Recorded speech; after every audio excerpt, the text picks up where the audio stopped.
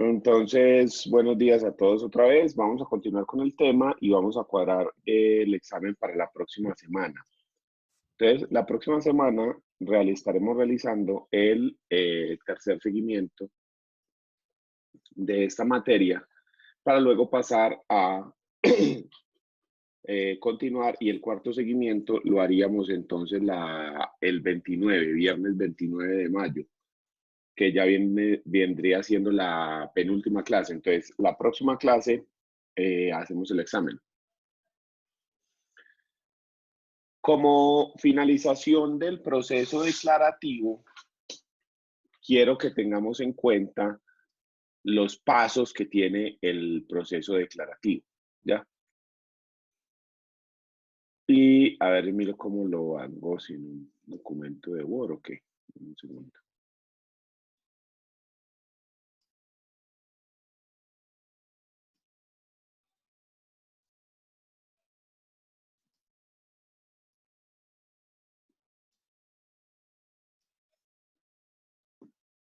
Entonces, a ver.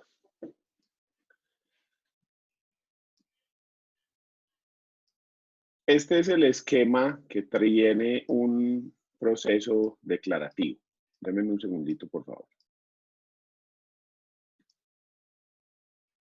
Pero mira, yo cuadro esto acá y dejamos que todo el mundo ingrese.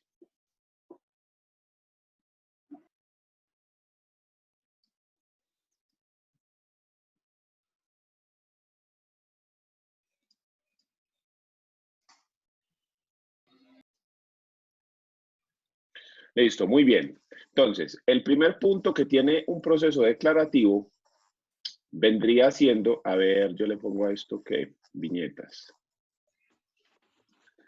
Sería la demanda. ¿Sí? Y obviamente sus anexos, según lo que está regulado en el artículo 82 del Código General del Proceso. Esa es la primera parte. Después de presentada la demanda, entonces pasamos a la etapa de admisión. A ver, que es que siempre se van conectando gente. La etapa de admisión.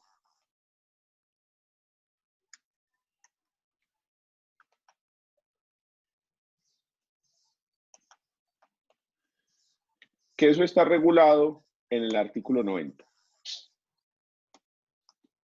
¿Sí? Admisión, inadmisión y traslado. ¿Sí?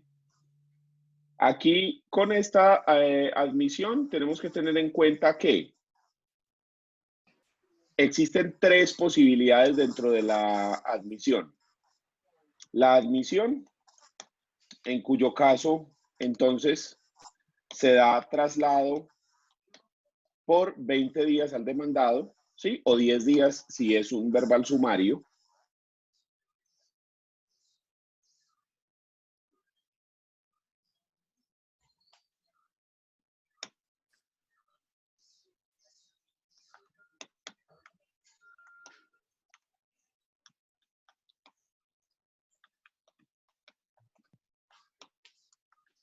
¿Listo? La segunda posibilidad es la inadmisión.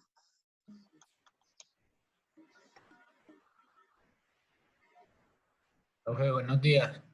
Buenos días. Profe, buenos días. ¿Me podría hacer el favor de decir de qué estamos hablando?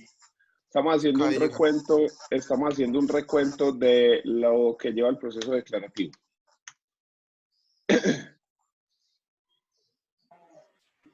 Entonces, tenemos la inadmisión, en cuyo caso de inadmisión, si el juez inadmite la demanda, entonces vamos a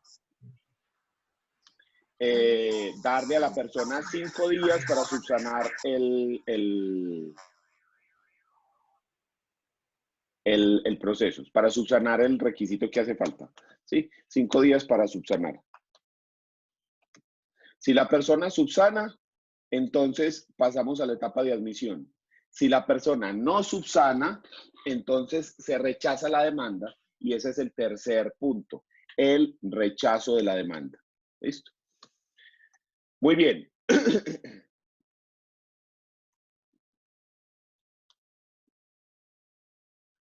Ahora bien, tercer punto, una vez admitida la demanda, pasamos a la notificación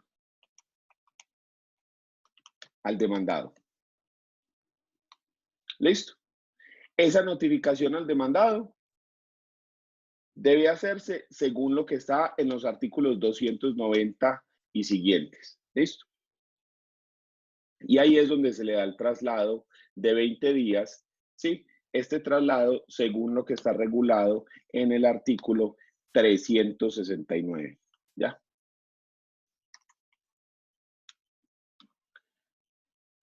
Muy bien. Después de notificado el demandado, pasamos por la contestación de la demanda. Esa contestación de la demanda regulada en el artículo 96, ¿sí? Y dentro de esa contestación es importante que dentro de la contestación hay tres cosas bien, tres puntos que son claves, que son las excepciones previas que están reguladas en el artículo 100, las excepciones de mérito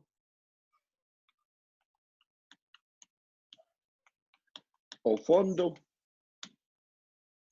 que usted encuentra regulación en el artículo 370, y la demanda de reconvención,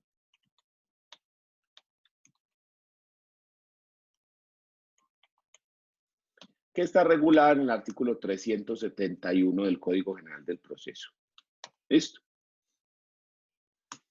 El siguiente punto, una vez contestada la demanda, es el auto que decreta pruebas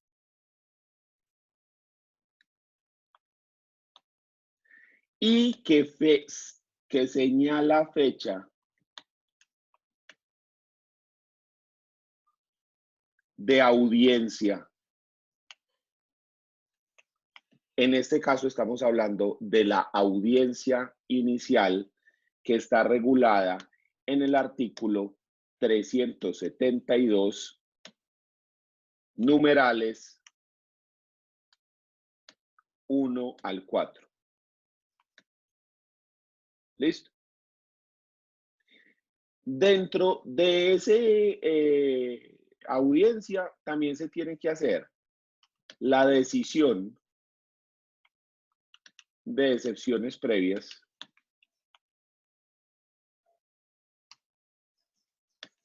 que requieran prueba. Perdón, la decisión no, el señalamiento de las pruebas que se van a practicar para la decisión de las excepciones previas, ¿ya? Porque dijimos que dentro de la primera audiencia, la audiencia inicial, lo primero que se hace es resolver las excepciones previas.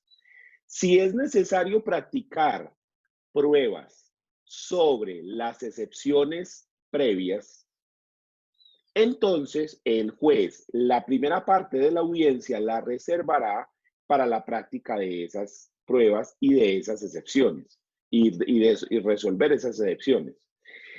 Una vez se hayan resuelto las excepciones previas, si éstas se declararon infundadas, es decir, que no se le dio la razón al demandado en cuanto a las excepciones, entonces sigue la audiencia su trámite normal. Ese trámite normal implica que se hace la audiencia de conciliación y luego se abre la etapa probatoria para determinar los hechos fruto de la demanda y la contestación. Y después terminaríamos con alegatos y sentencia, ¿sí?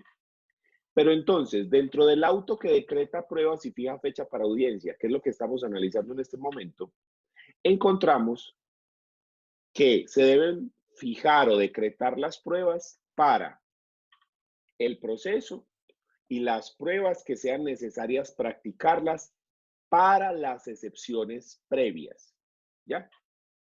Sigamos con el esquema que estamos viendo a modo de resumen y finalización de este proceso declarativo verbal.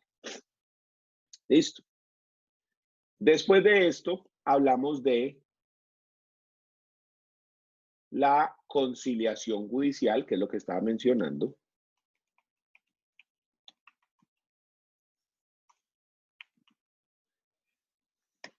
Que está regulada en el artículo 372, numeral 6. Luego sigue el interrogatorio de parte, que está regulado en el artículo 372, numeral 7, inciso 1.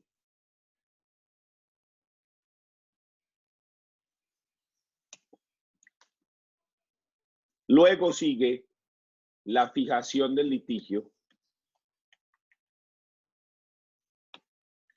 que está regulado en el artículo 372, numeral 7, inciso 4. Luego está el saneamiento de los vicios que pueda tener el proceso para evitar las nulidades, que vimos cuáles eran las nulidades, ¿ya? Que este está regulado en el artículo 372, numeral 8. Luego sigue la práctica de todas las pruebas.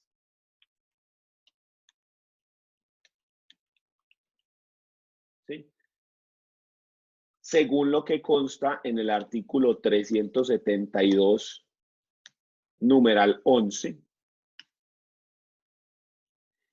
Y practicadas todas las pruebas, pasamos a la etapa de alegatos de conclusión hechos por los apoderados, que está regulado en el artículo 372, numeral 9. Y concluidos los alegatos, hablamos de la sentencia de forma oral o el sentido del fallo en caso de que no se pueda dictar la sentencia de forma oral, y en este caso se dictará sentencia escrita dentro de los 10 días siguientes,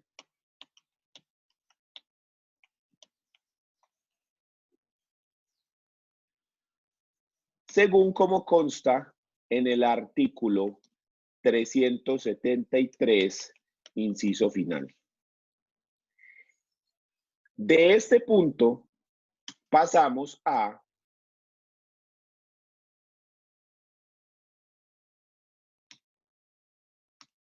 la apelación de la sentencia.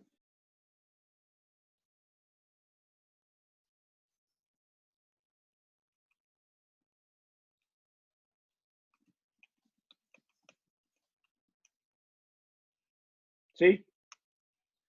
Donde dijimos que se debe tener en cuenta dentro de la apelación de la sentencia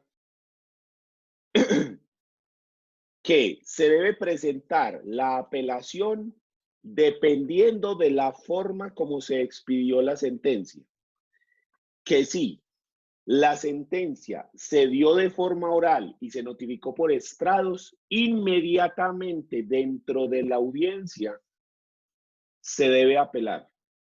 Si por el contrario la sentencia se profirió de manera escrita, entonces fue notificada por estados y dentro de los 3 días siguientes a la notificación por estado se debe presentar la apelación por escrito, mencionando cuáles son las razones jurídicas por las cuales se está presentando la apelación. La apelación se presenta ante el mismo juez que la expidió, que expidió la decisión. Y es ese juez quien concede o no concede el recurso. En caso de que no conceda el recurso, existe la posibilidad de pedir el recurso de queja.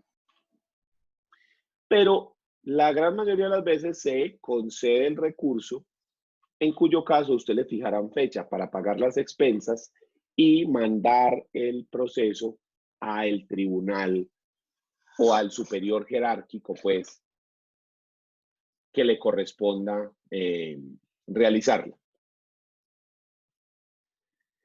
Y el último punto del proceso sería la audiencia de segunda instancia.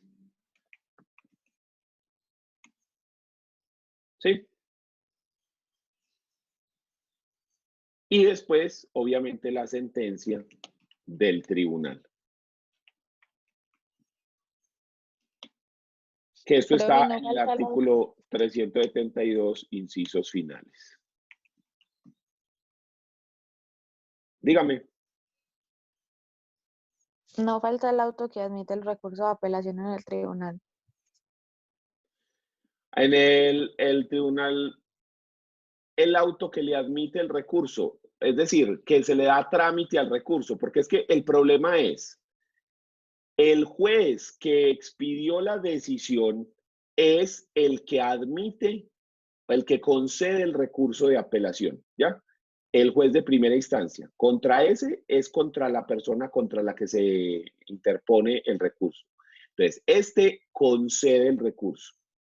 El tribunal hace una admisión basándose en si el requisito cumple con los requisitos necesarios para, como la admisión de la demanda, ¿sí? Pero pues esa parte no la pongo porque, digamos, ya es propia del trámite. Aquí podríamos decir también que faltaron algunos pequeños puntos, pero digamos para que quede claro qué es lo que estamos sintetizando, los puntos que tiene el proceso declarativo verbal, ¿ya?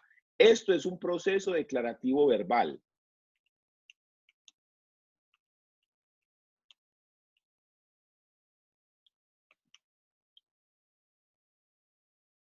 ¿Listo?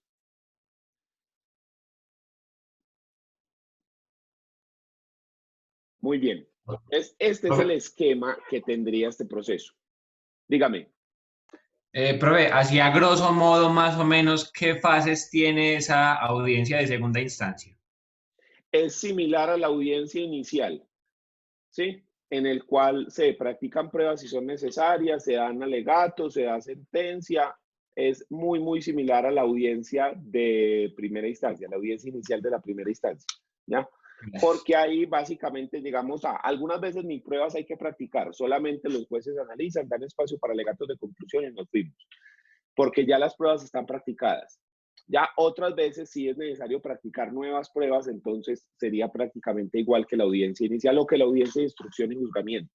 Más fácil referida a la audiencia de instrucción y juzgamiento, donde se practican las pruebas que hagan falta, se dan espacios para alegatos y se expide la sentencia en la misma forma. Y una vez expedida la sentencia, en caso de que se cumpla con los requisitos, podrá solicitarse la casación, ¿ya?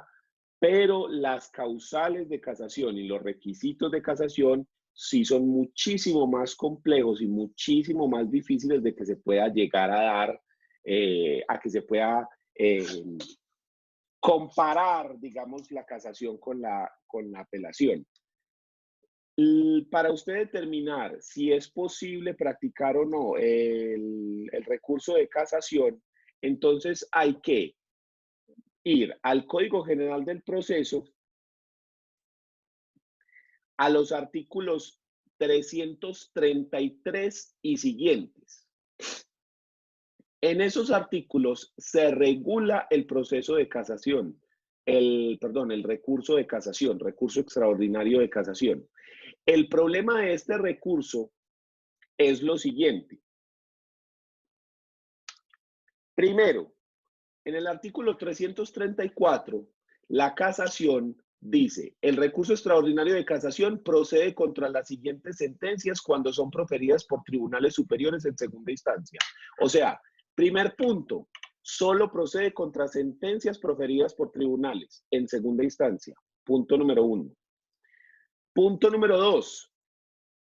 Las que son dictadas en toda clase de procesos declarativos. O sea que no hay casación para ejecutivos, para liquidatorios o para jurisdicción voluntaria. Solamente hay casación para procesos declarativos, según lo que dice aquí el código, pues.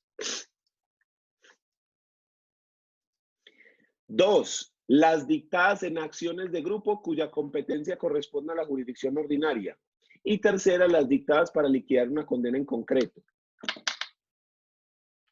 Tratándose de asuntos relativos al Estado civil, solo serán susceptibles de casación las sentencias sobre impugnación o reclamación de Estado y la declaración de uniones maritales de hecho. ¿Listo? Pero no se acaba ahí. El legislador no quiere que las personas vayan a casación. Entonces no se acaban ahí los requisitos. Además de esto, en el artículo 336 se me habla de las causales de casación y se menciona que para poder ir a casación yo me tengo que basar en una de estas causales, que es la violación directa de una norma jurídica sustancial. ¿Sí? O sea, hay una norma sustancial que se está vulnerando, muy difícil de encontrar. Segunda, la que sí es más fácil de que se presente, la violación indirecta de la ley sustancial como consecuencia de un error de derecho derivado del desconocimiento de una norma probatoria o por error de derecho manifiesto y trascendente en la apreciación de la demanda, de su contestación y de una determinada prueba o de una determinada prueba. ¿Cómo así?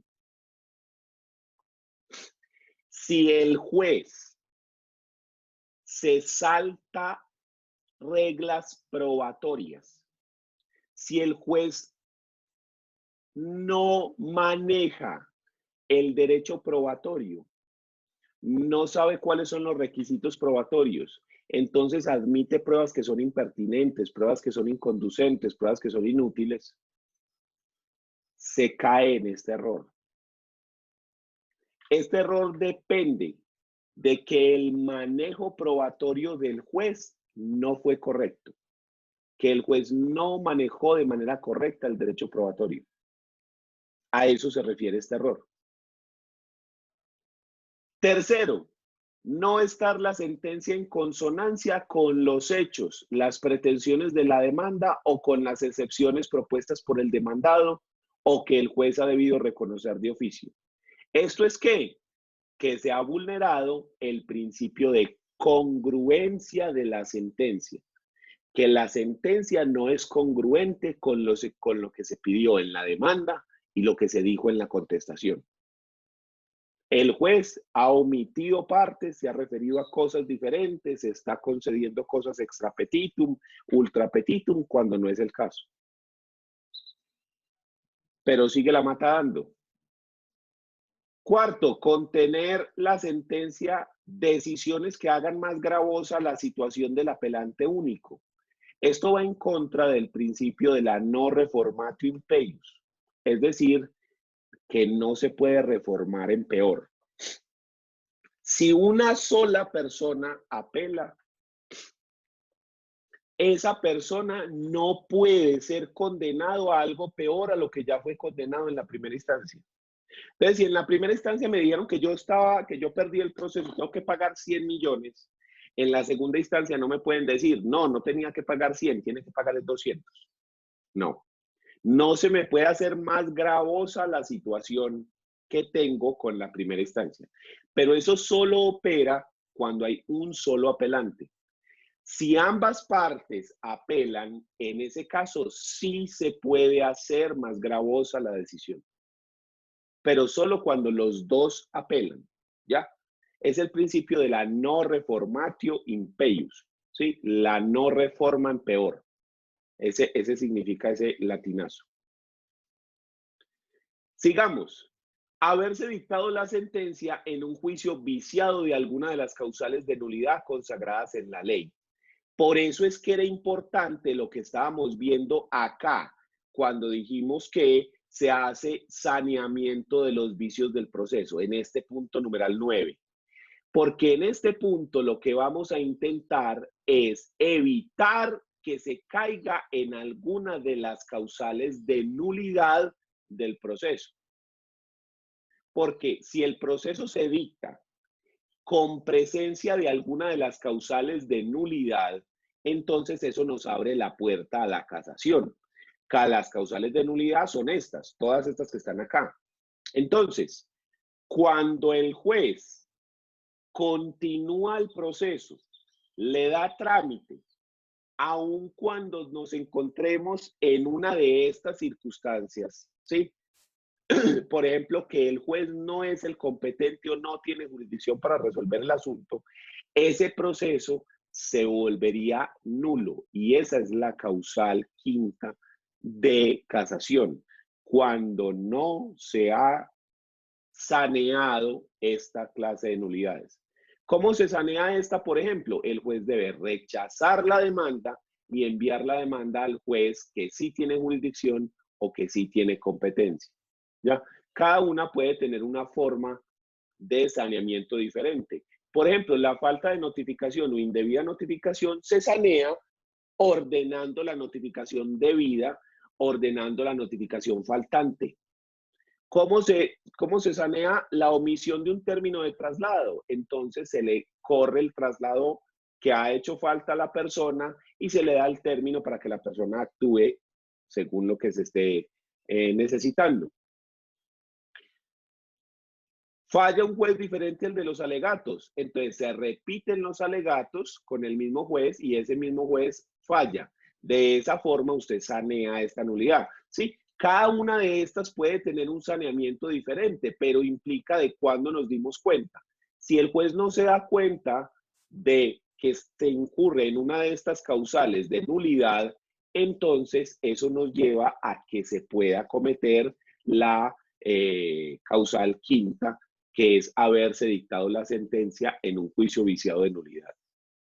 Si usted no tiene alguna de estas causales, si usted no puede aducir alguna de estas causales, no se puede pedir la casación. Solo es viable la casación cuando se basa en alguna de esas causales. Pero ahí no se acaba el asunto. Además de eso, el Código General del Proceso le pone otro límite más, que es este. Si el proceso tiene cuantía, si el proceso tiene contenido económico, para poder presentar una casación, nos tenemos que referir al artículo 338, que dice: cuando las pretensiones sean esencialmente económicas, el recurso procede cuando el valor actual de la resolución desfavorable al recurrente sea superior a 1.000 salarios mínimos legales mensuales vigentes. Véalo acá. Es decir, que si el proceso tiene contenido económico, para que se pueda ir a casación, además de todo lo que dijimos, de que debe ser un proceso declarativo, de que debe basarse en alguna de las causales que dijimos. Además de eso, si tiene contenido económico, tiene que valer más de 900 millones de pesos. Si vale 850, no sirve. Tiene que valer más de 1.000 salarios mínimos legales mensuales vigentes. Por eso le digo yo que el legislador no quiere que la persona vaya a casación. ¿Sí? Esas causales de casación están pensadas como para que no se den nunca. Y sin embargo, se dan, y se dan mucho más de lo que uno creyera. ¿Quién tiene alguna duda?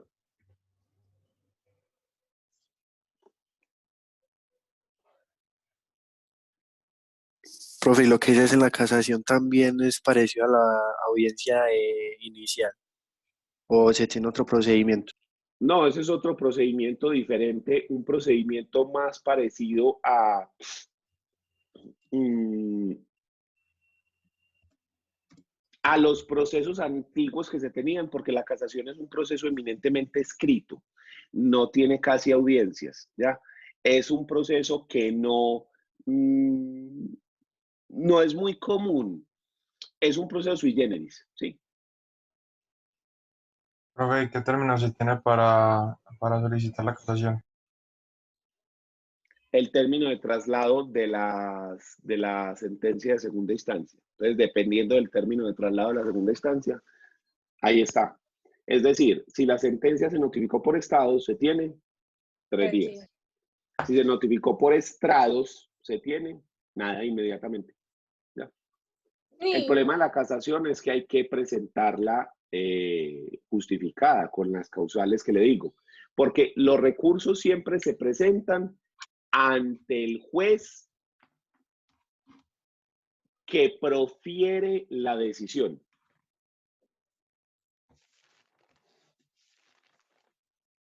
Aider Castaño dice que si es solamente de naturaleza civil, no, la casación se puede generar en civil o en familia, ¿sí? Y también hay casaciones para las otras jurisdicciones, pero esas pues no las manejo yo, pero sí hay otra, sí se puede solicitar para civil y para familia, ¿ya?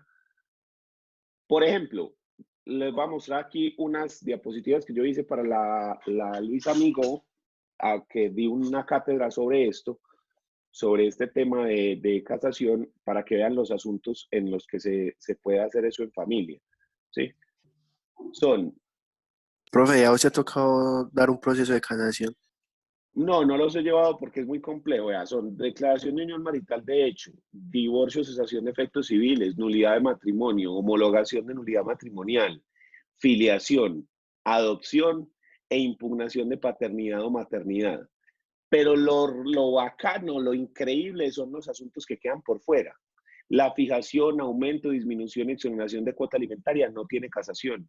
La suspensión y pérdida de patria potestad no tiene casación. La liquidación de sociedad conyugal o patrimonial, la sucesión, la declaración de ausencia, la declaración de muerte presunta, la interdicción, la nulidad de testamento, la indignidad o desheredamiento. Esas circunstancias no tienen casación. Entonces, ¿qué es la cuestión? Que la casación es un recurso demasiado limitado. La casación, además de eso, hay que llevarlo ante la Corte Suprema de Justicia, que queda en Bogotá. Entonces, hay abogados que se especializan en eso y los llaman abogados casacionistas, porque no solamente se trata de presentar el recurso, sino que es que hay que estar allá en Bogotá. Esa gente hace lobby con ellos, ¿sí? Entonces van al mismo club y van a las cosas y hablan con el uno y hablan con el otro. Entonces, ¿sí me entiende? Digamos, es más político y estamos hablando ya de unas cosas muy serias, porque es que estamos hablando ya de dinero de verdad. Sí, porque es que el mínimo para estar en ese club son 900 millones de pesos, o sea que estamos hablando de algo ya muy serio. Esos procesos incluso hay que presentar una demanda de casación. O sea, no es como la apelación que usted dice, apelo por esto y esto y esto. Aquí usted dice, solicito la casación por estas y estas razones. El juez se la acepta, pero usted tiene que hacer una, perdón, una demanda de casación. Y esa demanda de casación tiene que tener unos efectos específicos. Mire el trámite de la audiencia, que fue la pregunta que me hizo. ¿Quién fue? Jamers. Jamerson me dijo cómo era el trámite. Véalo acá. Este es el trámite que se da para que se dé la casación. Es decir, se da la sentencia de segunda instancia, ¿ya? La sentencia que profiere el tribunal. ¿Listo? 5 días de notificación por estado. Luego se presenta el recurso por escrito, ¿sí? Luego se da concesión del recurso por el magistrado sustanciador. Ya aquí estamos en la corte, o sea, aquí ya esto es Bogotá. A partir de este punto es Bogotá. Listo. Se remite el expediente. Se ordena el traslado de 30 días para presentar la demanda. Esta es la que les digo que es una demanda especial. Se llama demanda de casación. Es una demanda que tiene unos requisitos especiales. ¿Ya? En esa demanda, usted acusa a la sentencia de primera y de segunda instancia de haber cometido alguna de las causales que le digo, que le mencioné ahorita. ¿Sí? Alguna de las 5 causales. ¿Qué sigue después de eso? Se da la admisión por la sala civil de la corte. Luego se da traslado por 15 días al opositor. ¿Sí? Luego pasa al magistrado para la elaboración del proyecto de sentencia. Se da una audiencia, ¿sí? Donde se pueden practicar pruebas, ¿sí? O pedir pruebas de oficio. Y luego dentro de esa misma se da sentencia y si se casa, se da la orden de rehacer la sentencia de segunda instancia. En caso de que digan, sí, aquí hubo un error, el tribunal cometió un error en la segunda instancia. Entonces lo que hace la corte es que dice, eso tiene un error, y le dan la orden al tribunal de que rehaga la sentencia, de que la cambie. O sea que la corte no te da una sentencia nueva, como lo que sí ocurre con la segunda instancia cuando usted apela. Sí, que yo digo, apelo. Vamos a la segunda instancia y el tribunal da una sentencia nueva, profiere una nueva decisión. La corte no. La corte dice si casa o si no casa. Y en caso de que diga, se casa la sentencia, el de abajo la tiene que modificar.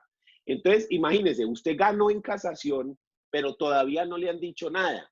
Todavía no ha pasado nada. Tiene que volver eso al tribunal y en el tribunal rehacen la sentencia conforme a lo que dijo la corte. Y solo hasta ese momento usted ya tiene la nueva sentencia, la nueva decisión ya casada y ya contra esa sí, apelación a los infiernos. Ya ahí sí no hay nada. ¿Ya? Estamos hablando de un proceso de casación, es decir, este cuadro que le mostré aquí, esto, se tira de 5 a 10 años. Esto que está acá. Profe, una pregunta. Dígame. Cuando el tribunal emite la sentencia, en vez de irse a ese recurso de casación, ahí se podría transigir. Sí, claro, en cualquier momento se puede transigir o conciliar. Incluso ya dentro de la casación. En cualquier momento no hay problema. Porque al fin y al cabo es un método alternativo. Entonces usted transige y ya después presenta la transacción o la conciliación y solicita que el proceso se declare terminado por ese método alternativo de solución de conflictos. Sí, sí se puede. Pero entonces, ni el legislador ni los abogados quieren que un proceso se vaya a casación. Es que imagínense, solamente de 5 a 10 años en la casación, solo en la casación, sin contar lo que se demoró la primera y la segunda instancia. No, es que no. Es increíble, no. O sea, entonces a uno no le interesa la casación. Y uno cuando estaba estudiando Derecho, uno era feliz escuchando de casación. Uy, casación, eso es una berraquera. No. Eso es de las peores cosas que a uno le puede pasar, que se le vaya un proceso a casación. Horrible. Horrible, porque es esperar una cantidad de tiempo ridícula para que al final salga una sentencia que, pues, o sea, sí, gané el proceso, sí, pero perdí 15 años de mi vida. Pues no. En la medida de lo posible, no. Por eso es que a mí me gustan tanto los métodos alternativos de solución de conflictos. Por eso fue que yo digo siempre que la transacción es mi método de conciliación, mi método de resolución de conflictos favorito por encima de todos, incluyendo el proceso. Porque en ese nos sentamos usted y yo, cogemos un papel y resolvemos el conflicto. Y eso hace lo mismo que 10 jueces. Y nos demoramos, no, pues, ¿qué cuánto? Un día, un mes, pues, póngale. 6 meses, pues, negociando. Pero de ahí no pasa. En cambio, un proceso todo completico hasta la casación, bajita la mano, son 10 años. Bajitico. Entonces, no aguanta. Al menos en civil, es la forma como funciona, no. ¿Por qué se demora tanto? Porque son muy poquitos magistrados en la Corte para tantos procesos de todo Colombia. En la sala civil son 7 magistrados, son 7 o 9 magistrados. Entonces, no. Son 7 o 9, no me acuerdo cuántos son ya. Entonces, la verdad me parece a mí que no vale la pena pensar de que que es viable. Yo creo que eso se debería reconsiderar. Es que es demasiado el tiempo, es demasiado. ¿Ya? Pero bueno, ya cada quien con su cada cual. ¿Quién tiene alguna duda de lo visto hasta ahora?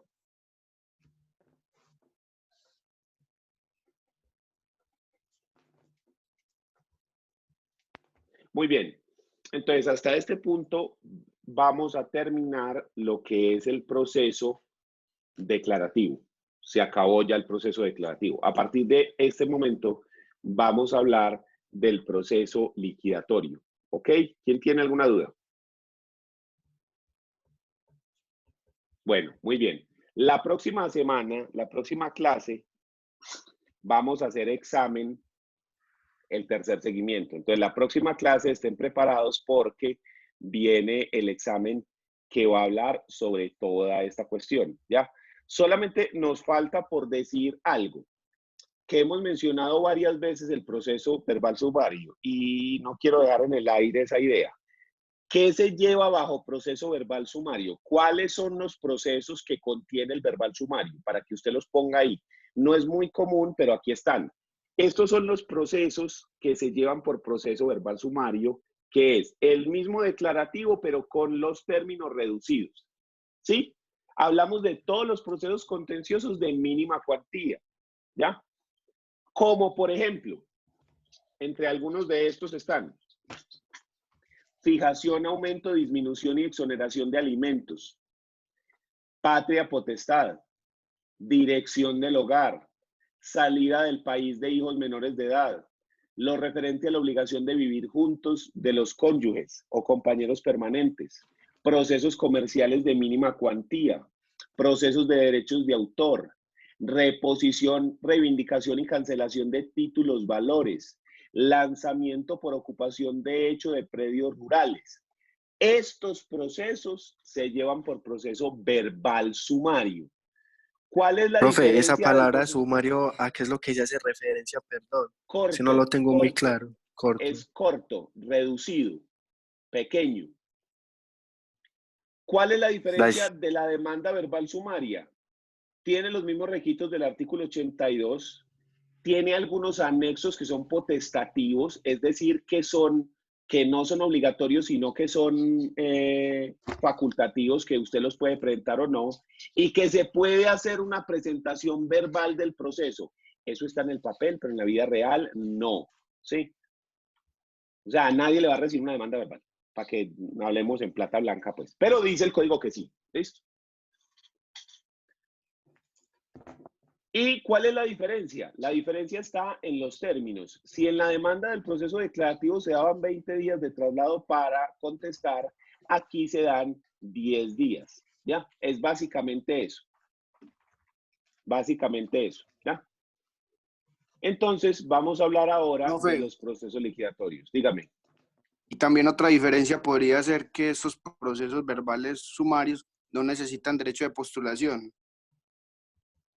Sí, exactamente, exactamente. Es un derecho, se llama sumario porque es reducido, porque tiene menos trámite, ¿ya?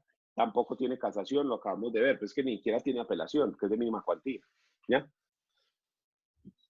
Pero sí, son puntos. Entonces, hablemos de, ahora sí entremos al punto del proceso liquidatorio. Miremos el siguiente cuadrito. Los procesos son 4 según el Código General del Proceso. Está el proceso declarativo, que tenemos 3, aquí me falta uno, que son los declarativos especiales, ¿sí? Entonces tenemos el declarativo verbal, el verbal sumario, y me faltan los declarativos especiales. Venga, yo corrijo esto de una vez. Profe, en esos declarativos especiales sí se requiere derecho de postulación. Sí.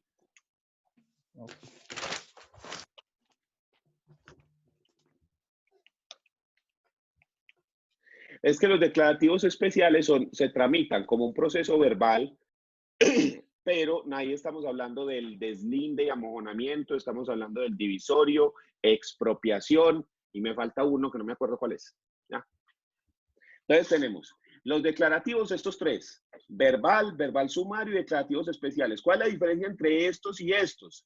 Que este es para las cosas de mínima cuantía y los que vimos ahorita en el cuadrito, pero es exactamente el mismo proceso. ¿En dónde están? Que este tiene menos tiempo para algunas cosas, ¿ya? Y que le dan algunas gabelitas a la gente, como por ejemplo que no se presente con abogado, que se presente de forma oral, que tiene anexos potestativos, pero de resto es exactamente lo mismo, ¿ya?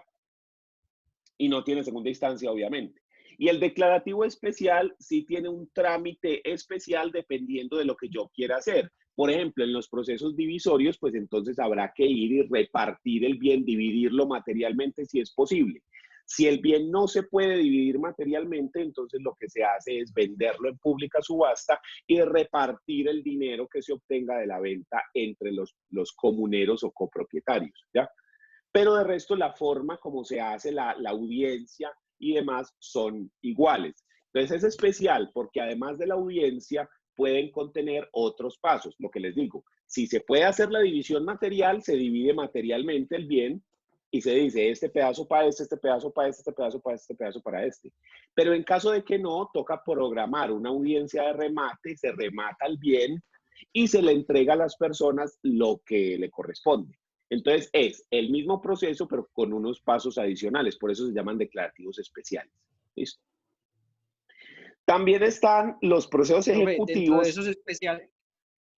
Sí. Profe, qué pena. Dentro de esos especiales está el proceso monitorio. ¿A qué es lo que alude ese proceso monitorio? Cuando a usted se le perdió el título o valor y necesita reconstruirlo. O usted necesita que el juez le dé un título o valor que en la sentencia. Es decir, usted me debe 100.000 pesos. Pero en ninguna parte dice que usted me los debe. Entonces yo no lo puedo demandar en un proceso ejecutivo. ¿Qué tengo que hacer? Demandarlo en un proceso monitorio para que el juez me dé una sentencia donde dice que usted me debe 100.000 pesos. Y ya con esa sentencia sí puedo ir a demandar al proceso ejecutivo. Igual ese proceso usted lo ve con toda certeza en comercial, en derecho comercial, porque ese proceso es hecho pues para el comercial, ¿ya? Ok.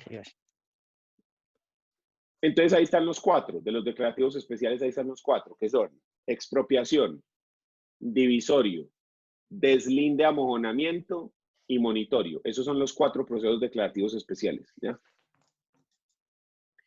Los ejecutivos se clasifican según la ejecución, o sea, hay un solo proceso ejecutivo, pero dependiendo de qué es lo que yo esté cobrando, ahí es cuando varía el asunto. Y tenemos los de jurisdicción voluntaria, acá en la parte de abajo, ¿sí? Que hay un solo proceso. Y ahora sí hablamos de los liquidatorios. El proceso liquidatorio, la finalidad del proceso liquidatorio es repartir un patrimonio común entre varios interesados.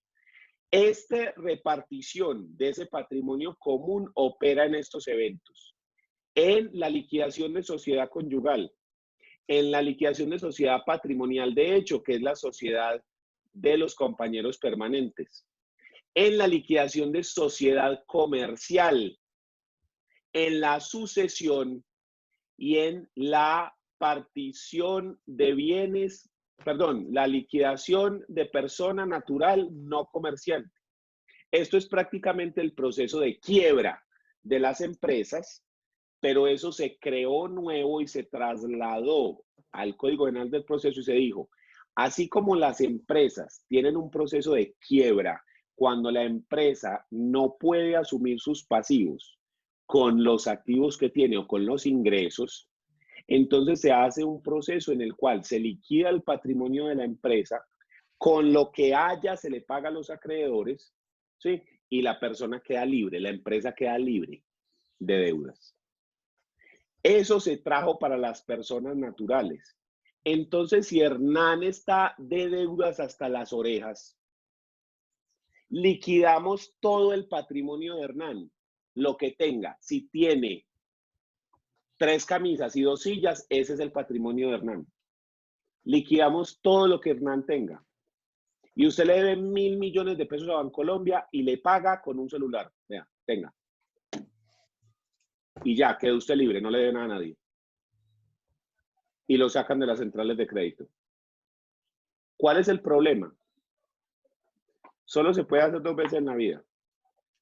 En 10 años de diferencia entre cada uno.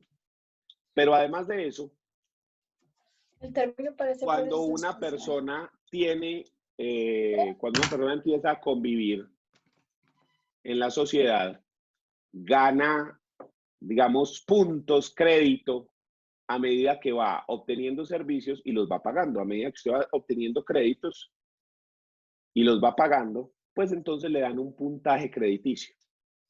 Con ese puntaje crediticio es que usted le estudian cuando usted va a pedir un préstamo a un banco, para sacar una línea de teléfono, para cualquier cosa. Cuando usted hace este proceso, lo dejan en cero, como si usted acabara de nacer. Entonces usted quedó sin ningún bien, excepto pues la ropa y ese tipo de cosas. Pero usted no quedó con bienes muebles ni con bienes inmuebles. Ni un solo peso. A menos de que después de pagarle a los acreedores, a usted le haya sobrado algo. En ese caso sí le queda algo. Pero si no, usted queda en la inopia. Y queda como si acabara de nacer. ¿Sí? Puntaje cero, pero no está reportado en las centrales de crédito. Entonces, ahí está. Así funciona el proceso de insolvencia de persona natural no comerciante. Entonces, Qué pena. Una pregunta. En ese proceso de insolvencia, ¿no hay oportunidad de que la persona natural haga un acuerdo de pago con los acreedores? Sí, claro. Es que usted, el que está quebrado, usted es el que pone las condiciones. Entonces, usted les puede decir cómo. Si a los acreedores no les gusta el acuerdo de pago, entonces se liquida todo el patrimonio, lo que usted tenga. O sea, literalmente, yo he conocido de procesos donde se parte en un comedor para pagar 500 millones de pesos de deuda. Así, de tamaño. Donde una silla, no estoy hablando huevonadas, donde una silla le correspondió a 3 entidades crediticias. O sea, 3 cooperativas se quedaron con una de las sillas. Con eso les pagaron la deuda. De tamaño del asunto. O sea, eso no lo llevé yo, lo vi el proceso. Yo me quedé como, ¿qué? Sí, eso fue.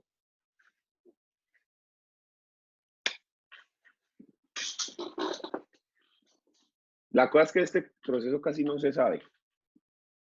Pero si la situación económica va a estar tan jodida como dicen, nada raro que se empiece a saber mucho de este proceso en los próximos meses o incluso años. ¿Listo? Para que lo tenga ahí en el radar. ¿Listo? Entonces vamos a hablar específicamente de los procesos liquidatorios, que es el tema que nos convoca en esta mañana. ¿Cuáles son? Como habíamos mencionado, el proceso de sucesión, que está regulado en el artículo 473 y siguientes. El proceso de liquidación de sociedades conyugales o patrimoniales, artículo 523 y siguientes. La disolución, nulidad y liquidación de sociedades. Este es el caso para las sociedades de tipo comercial, ¿sí? Este es el artículo 524 y siguientes. Y el último es el que estábamos hablando, que es la insolvencia de persona natural no comerciante, en cuyo caso hablamos del artículo 531 y siguientes. Los más importantes acá son estos 3 primeros. Y los más importantes de estos 3 son estos 2, ¿sí? Porque son los que más se presentan. El 80 o 90% de los procesos de familia o es uno o es el otro, ¿ya? O es liquidación de sociedad conyugal o es sucesión. Esos son los procesos más importantes de la liquidación. ¿Listo? Para que eso quede claro ahí en ese punto.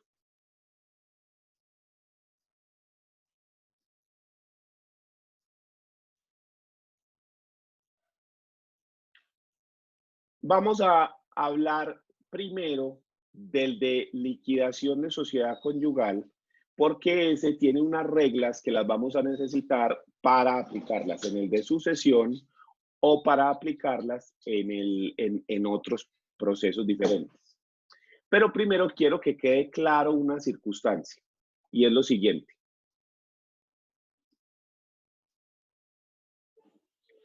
En Colombia existen 3 tipos de uniones. Existe el matrimonio civil, que se celebra ante juez, ante notario. ¿Sí? Este es el matrimonio civil. El segundo tipo es el matrimonio religioso, que se celebra ante un ministro religioso de una de las religiones aceptadas por Colombia. Vamos a referirnos en lo futuro al matrimonio católico, pero existen otra clase de matrimonios religiosos que son válidos en Colombia. Y existe el tercer tipo de unión, que es la unión marital de hecho, que está regulada por la Ley 54 de 1990. Esto es lo que ordinariamente la gente llama unión libre, ¿ya? Entonces, estos 3 tipos de uniones generan que haya sociedad conyugal para el caso de los matrimonios o sociedad patrimonial de hecho para el caso de la unión marital o unión libre, ¿ya? Esas 2 sociedades tienen prácticamente la misma regulación. Pero es necesario entender que hay 2 cosas diferentes cuando las personas se rejuntan de una de estas 3 formas. Una es la terminación del vínculo y otra cosa es la repartición de los bienes conseguidos durante la unión. ¿Listo? Entonces, ¿cómo funciona esto? En el caso del matrimonio civil, la disolución del vínculo, es decir, la terminación de este matrimonio, se hace por medio de un proceso declarativo que se llama divorcio. En el caso del matrimonio religioso, la disolución del vínculo no se hace por divorcio, sino que se hace por un proceso que se llama cesación de efectos civiles, que es exactamente lo mismo, pero con otro nombre. ¿Por qué tiene otro nombre? Porque al legislador colombiano le dio miedo decir que el matrimonio católico tenía divorcio. Por esa razón. Para las leyes del Vaticano, el matrimonio católico es indisoluble. Una vez casado, no se puede divorciar. Incluso esa fue la razón por la que Enrique VIII peleó con el Vaticano y se creó la religión anglicana, que es la religión que actualmente es mayoritaria en Inglaterra, Canadá, Estados Unidos, Australia y entre otros. Porque Enrique VIII se casó con una muchacha y la muchacha no le pudo dar un hijo varón. Sí, en ese entonces no se sabía que quien pone el sexo de los niños es el hombre. Apareció otra pelada que le dijo, venga a ver que yo sí le doy el hijo. Y entonces el tipo quería despachar a la otra para casarse con la nueva. Y el papa le dijo, no, men, lo siento hermanito, pero eso no se puede. Usted no se puede divorciar. Y el man dijo, pero ¿cómo que no? Si es que yo soy el rey de Inglaterra. ¿Usted con quién cree que está hablando? Usted no sabe quién soy yo. Y el papa le dijo, men, lo que Dios ha unido, no lo separa el hombre. Y Enrique VIII se emputó y le dijo, ¿sabe qué? Jódase, me voy y yo hago mi propia iglesia. ¿Y sabe qué? En mi iglesia, la autoridad máxima eclesiástica es el rey. O sea que el papa de mi iglesia soy yo. ¿Listo? Y lo primero que hace este papa es decir que sí se puede divorciar. Y el primero soy yo, así que de malas. Y a partir de ese punto, de esa discusión, porque para el Vaticano el matrimonio es indisoluble, a partir de esa discusión de que Enrique se quería separar y el Vaticano no lo dejó, se generó la religión anglicana y se partió esa, digamos, amistad que existía entre los dos reinos, ¿ya? En Colombia, por los concordatos que se han celebrado, que han sido 2, las leyes del Vaticano respecto a algunos puntos tienen aplicación en Colombia, como por ejemplo el matrimonio. Si usted se casa en una iglesia, eso se le reconoce como un matrimonio celebrado en Colombia y se reconoce como un matrimonio válido. Y tiene los mismos efectos que el matrimonio civil celebrado ante juez o ante notario. ¿Listo? Ojo pues. Pero cuando se creó la ley de divorcio en Colombia, porque no existía el divorcio en Colombia, porque se seguían las mismas reglas del Vaticano,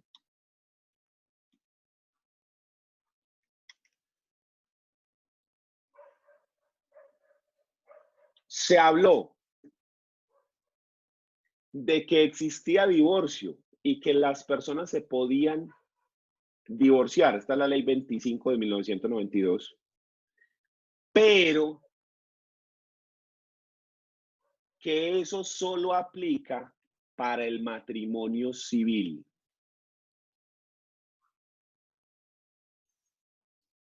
Que para el matrimonio religioso no se llamará divorcio, sino que se llamará, así como vimos acá, cesación de efectos civiles. Es decir, que nosotros no vamos a divorciar el matrimonio, sino que solamente vamos a acabar, a cesar los efectos en la ley civil que genera esta unión.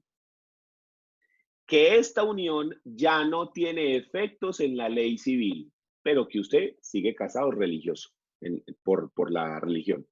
O sea, quien se divorcia de matrimonio católico ya no tiene efectos en la ley, ya no se genera ningún efecto, pero ante la religión católica, ante el Vaticano, la persona sigue casada, ¿ya? Lo único que puede hacer esa persona sería solicitar el proceso de nulidad canónica, pero eso es otra vuelta, ¿sí? Esa persona, según la religión católica, no se puede volver a casar, ¿ya? Pero según la ley colombiana, sí.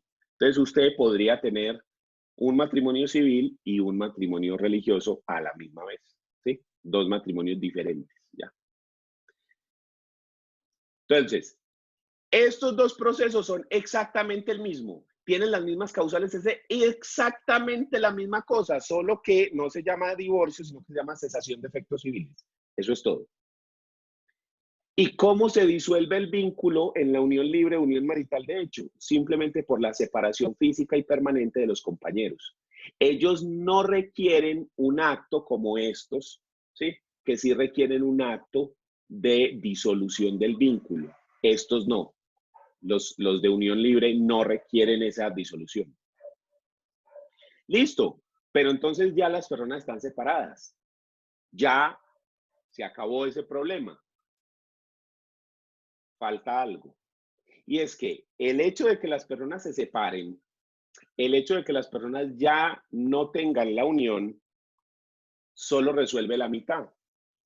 Ahora hay que repartir todo el patrimonio que fue conseguido durante la unión por cualquiera de los cónyuges o compañeros permanentes.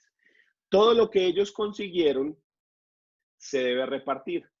Para eso entonces se hace el proceso de repartición patrimonial, que es liquidación de sociedad conyugal, en el caso de los matrimonios, ¿sí? Se llama liquidación de sociedad conyugal. Y en el caso de la unión marital de hecho se llama liquidación de sociedad patrimonial, ¿ya? Son lo mismo, es lo mismo, tienen las mismas reglas, se tramitan exactamente igual. La única diferencia es que si hablamos de liquidación de sociedad patrimonial, estamos hablando de unión marital. Y si hablamos de sociedad conyugal, estamos hablando de matrimonio, civil o religioso, ¿sí? Sociedad conyugal es para cualquiera de los dos matrimonios. Y liquidación de sociedad patrimonial es solamente para la unión marital de hecho. ¿Ok? Para que usted se anime, le voy a mostrar que esto sí sirve para algo. Esto es lo que usted cobra por estos procesos. Y lo sabroso no está en estos. Estos son los procesos que a uno le dan pereza. Estos son los procesos más hartos del mundo. Esto. Divorciar a la gente es harto, maluco. Eso no sirve para nada. ¿Por qué? Porque ese es el proceso en el que si usted gane, no ganó nada. Bien, ya me divorcié. Estoy solo como un hongo otra vez.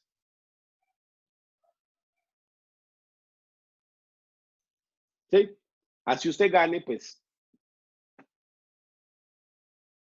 Ya. Y se nota económicamente incluso para los abogados. Usted por el divorcio cobra 10 salarios mínimos si es contencioso o 3 salarios mínimos si es de mutuo acuerdo. Y estos procesos se puede tirar 2 y 3 y 4 años haciendo esto. Y son dificilísimos. 10 miserables salarios mínimos, o sea, 9 millones de pesos. O 3 por pelear 1 o 2 años. Divida 9 millones entre 24 para que le dé una cuota bien sabrosa. Ese es su salario por llevar esta berraquera de proceso. Pero donde está lo sabroso es acá.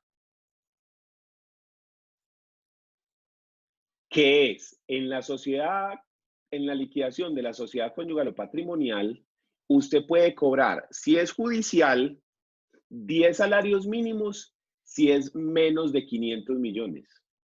20 salarios mínimos si es más de 500 millones. O cuota litis, en el cual usted cobra un porcentaje de lo que recibe su cliente, del valor comercial de lo que recibe su cliente. En este caso, yo cobro del 5 al 10% de lo que la persona recibe si es de mutuo acuerdo. Del 5 al 10. O sea que si la persona recibe 1.000 millones de pesos, me debe entre 50 y 100 si es de mutuo acuerdo. Y si es contencioso, de 10 a 20 millones. Del 10 al 20%. Quiere decir que si la persona recibe 1.000 millones y el proceso es contencioso, me tiene que dar a mí de 100 a 200 millones. ¿Sí? Entonces mire que ahí es donde están los procesos buenos. Esos son los procesos que son bacanos y mientras más plata haya, más para este pechito. Esos son los procesos que uno quiere que le lleguen muchos. Divorcios, no, ese proceso es horrible, inmundo. Sí, ir a discutir chismes allá. Sí. Que es que se acostaba con otra y a mí no me miraban y me tocaban y no sé qué. Eso es horrible. Eso en la gran mayoría de los casos, por no decir en todos los casos, debería hacerse de mutuo acuerdo. Y yo estaría de acuerdo que se hiciera como en España, que si alguien no quiere seguir casado, que vaya a una notaría y diga, no quiero seguir casado. Le hace una escritura pública y se la manda por WhatsApp al otro. Somos solteros, todo bien. Y ya. Y listo. Resuelto el asunto. Ya, sin abogados, sin ni mierda. Ya, sí, un trámite, ya. Sale. Así como se casó, así se divorció. Ya, fácil. Porque el verdadero conflicto está es en el otro. En la liquidación de los bienes. ¿Sí? En cambio, en el otro no hay conflicto. Nadie está obligado a vivir en comunidad. Entonces, sale ya, rápido. Pero ahí es donde está el otro. ¿Ya? Muy bien. Entonces, hablemos de la liquidación de sociedad conyugal, que es un proceso que lo vamos a necesitar mucho. Para liquidar la sociedad conyugal, usted lo primero que tiene que tener en cuenta, este es un tema que nos vamos a adelantar un poquito a otras materias, en el cual usted tiene que, usted en familia le van a enseñar esto. Pero necesitamos dar estos apuntes para poder hablar de este proceso, porque esto se necesita dentro de sucesiones, dentro del proceso de sucesión y se necesita dentro del proceso liquidatorio. Entonces, necesitamos hablar de este punto, ¿listo? Así sea un tema que usted va a ver en familia mucho más adelante. ¿Qué es lo que vamos a repartir? Lo que vamos a repartir dentro del proceso liquidatorio de sociedad conyugal son los bienes sociales y las deudas sociales. Es decir, los bienes y las deudas que se adquirieron durante la unión. Llamémosla matrimonio o llamémosla unión marital. ¿Listo? Pero, ¿qué son bienes sociales? ¿Qué cosas son bienes sociales y qué cosas son deudas sociales? Bienes sociales son aquellos bienes que existan al momento de la disolución. Y este es algo que genera muchos problemas. ¿Por qué pasa que la gente dice, es que el carro, ¿cuál carro? No, el carro que teníamos que nos robaron. Si el carro no existe, no se reparte. Es que los 100 millones de pesos en efectivo que estaban en la caja fuerte, y uno va y mira la caja fuerte y no hay nada. Entonces, no se puede repartir. Lo que produjo la empresa. Pedimos los estados financieros y nos damos cuenta de que la empresa produjo 5.000 millones de pesos durante el matrimonio. Y uno dice, 5.000 millones, o sea, 2.500 y 2.500, una berraquera. Y uno va a mirar y no hay ni un solo peso. ¿Por qué? Porque la empresa cogió todo lo producido y lo reinvirtió. Y entonces la empresa le pagó a unas agencias de publicidad para que le hiciera más publicidad, invirtieron en nuevas bodegas, en nuevas maquinarias, ¿sí? Y todo lo que tenían se reinvirtió. Es decir, que esa plata no existe, ya se gastó en la misma empresa y se repartió y a cada uno de los socios se les dio dividendos y con esa plata se la mecatearon y se fueron a comer cositas a Cancún. Entonces, ¿cuáles 5.000 millones? Eso sí se produjo, pero ya no existe, ya se repartieron.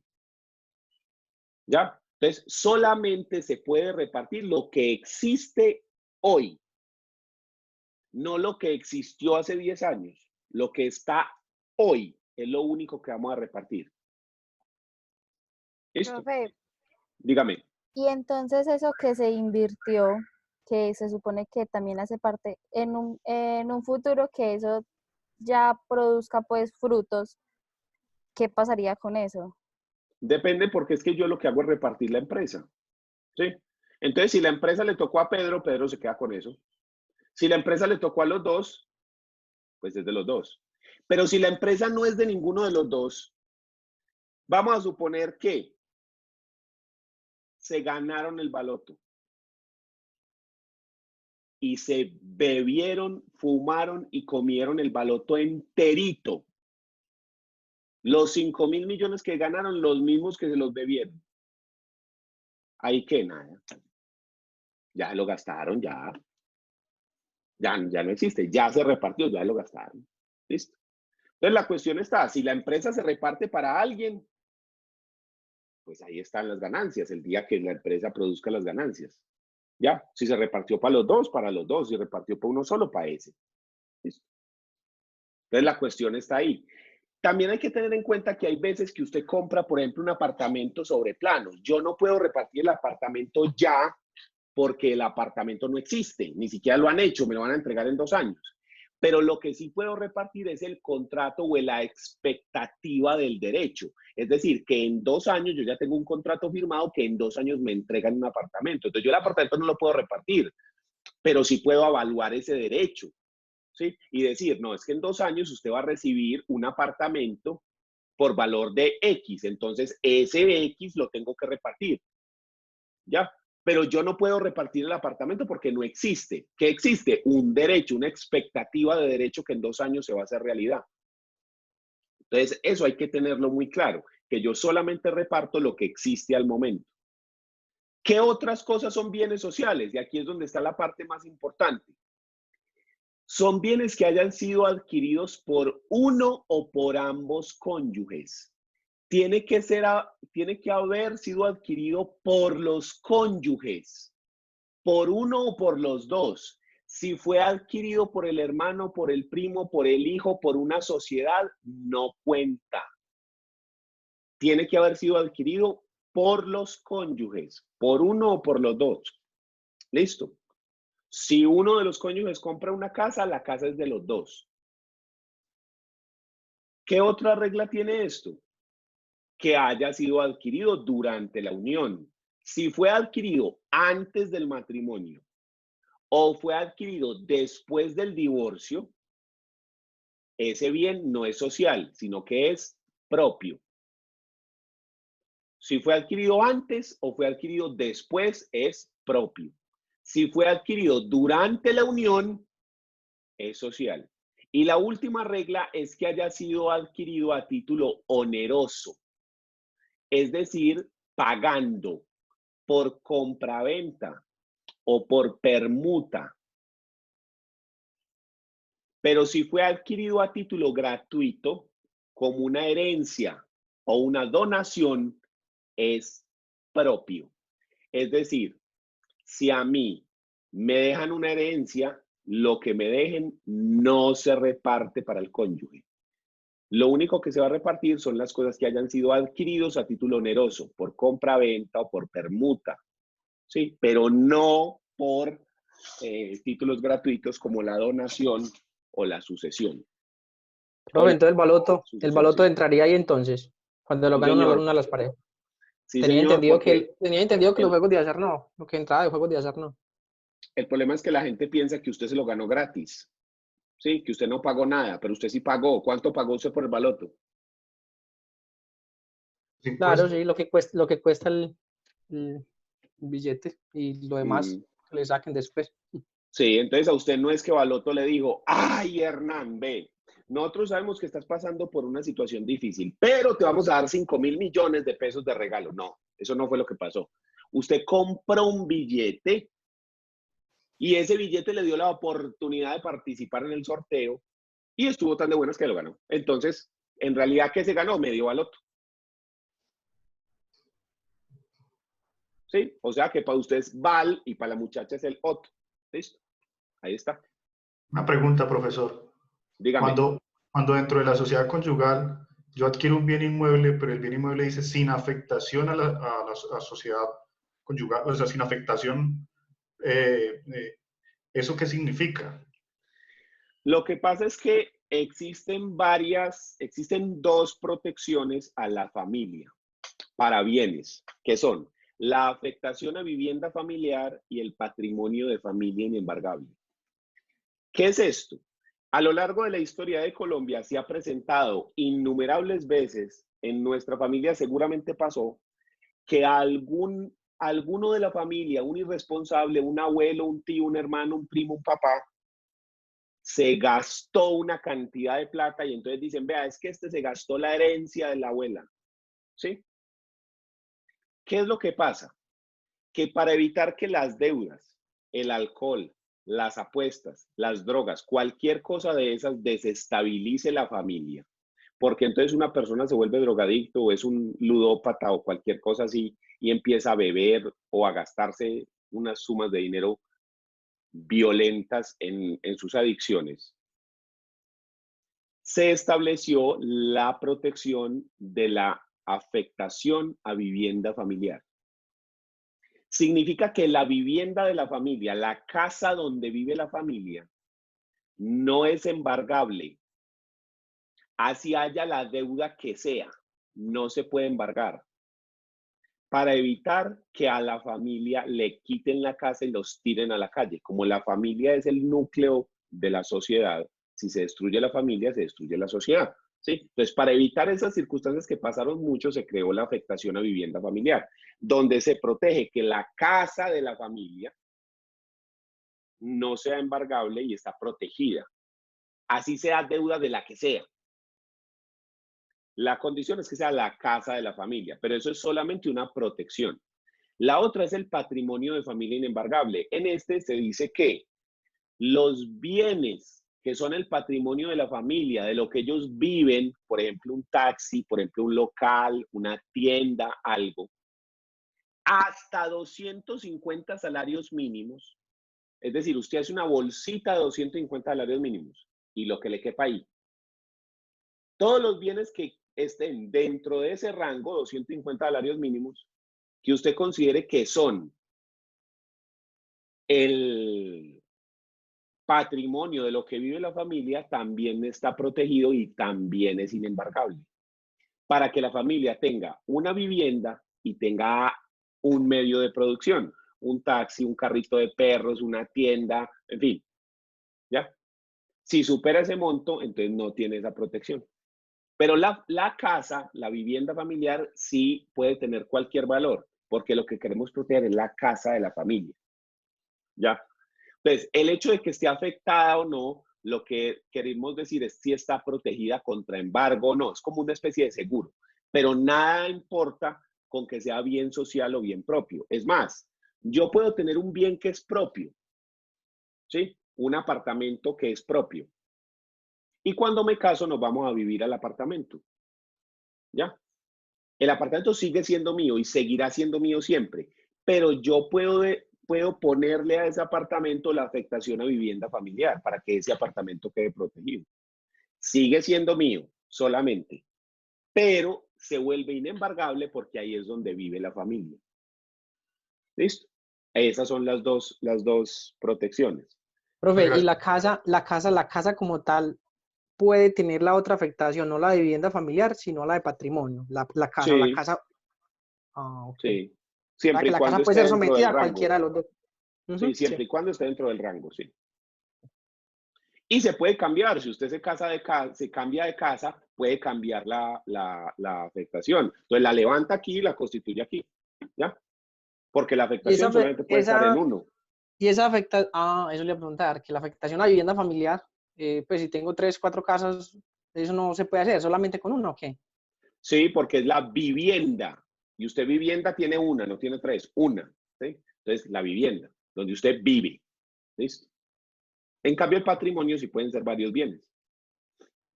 Siempre y cuando estén dentro del margen, ¿ya? No es 250 cada uno, es 250 en total, ¿ya? Pregunta Aider.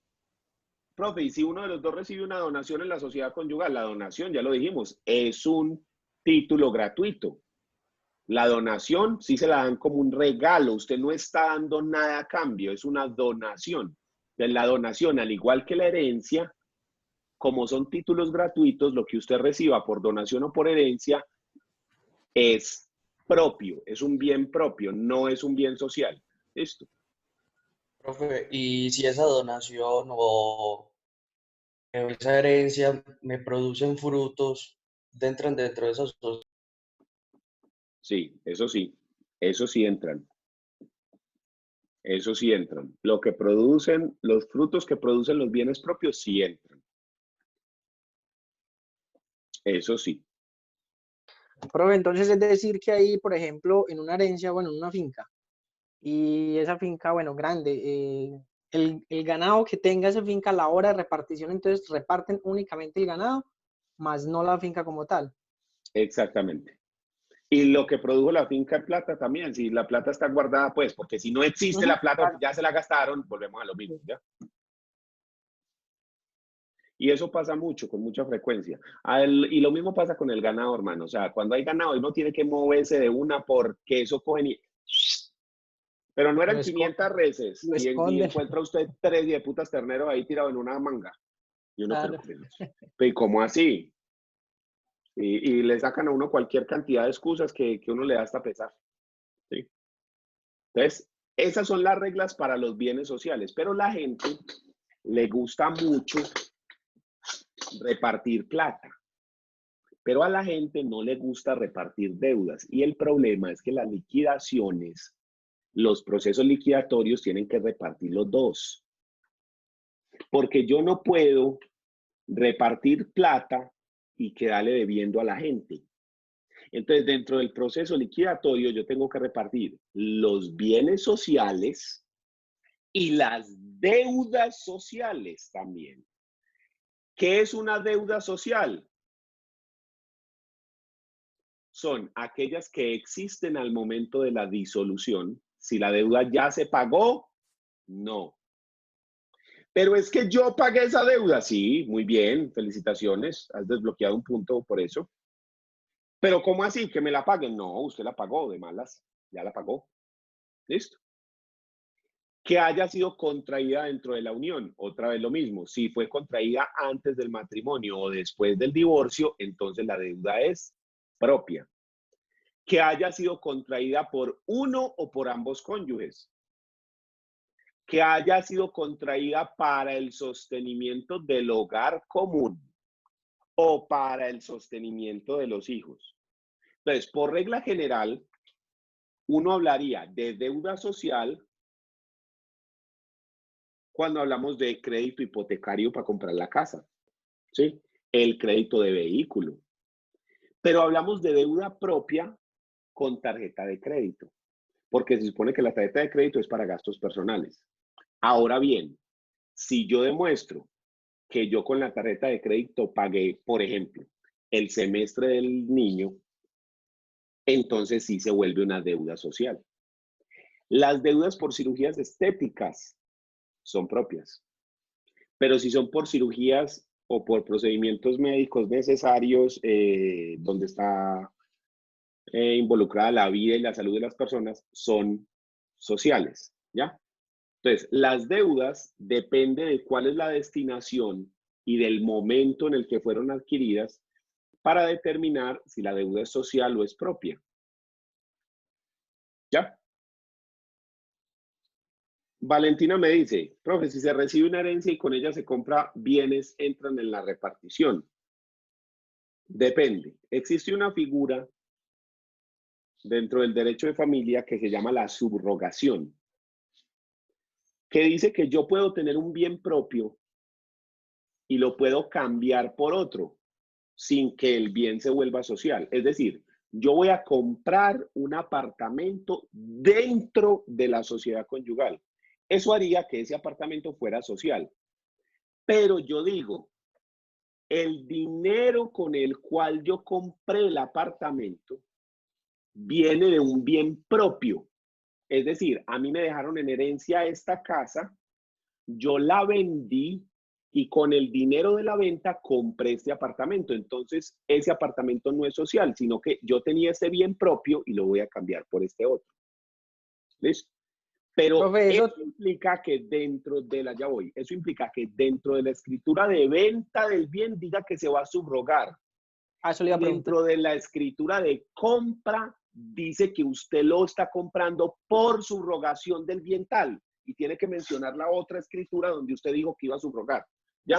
Para demostrar que el dinero con el que se adquirió viene directamente de allá, porque si no, yo no puedo demostrar de dónde viene.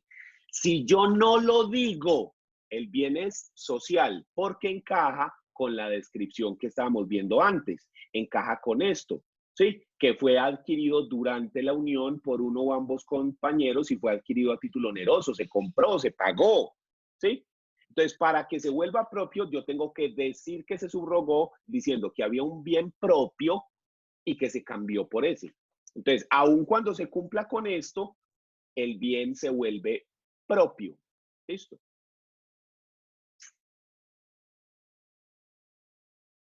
Hernán, ¿quedó claro o me iba a preguntar otra cosa? No, era eso que sí lo tenía que quedar estipulado en las escrituras. Sí, en las dos, ¿ya? Entonces, usted, dependiendo de la deuda... Profe, y cuando son bienes muebles... con los bienes muebles tenemos un problema, y es que existe una cosa que se llama el haber relativo, y el haber relativo dice que todos los bienes muebles entran en la sociedad conyugal. Todos. Sin importar nada. O sea que si a mi herencia me dejaron 1.000 millones de pesos, son sociales. A mí no me gusta el haber relativo. ¿Sí? Me parece que eso no tiene sentido y que eso es estúpido, pero eso es lo que dice el Código Civil colombiano.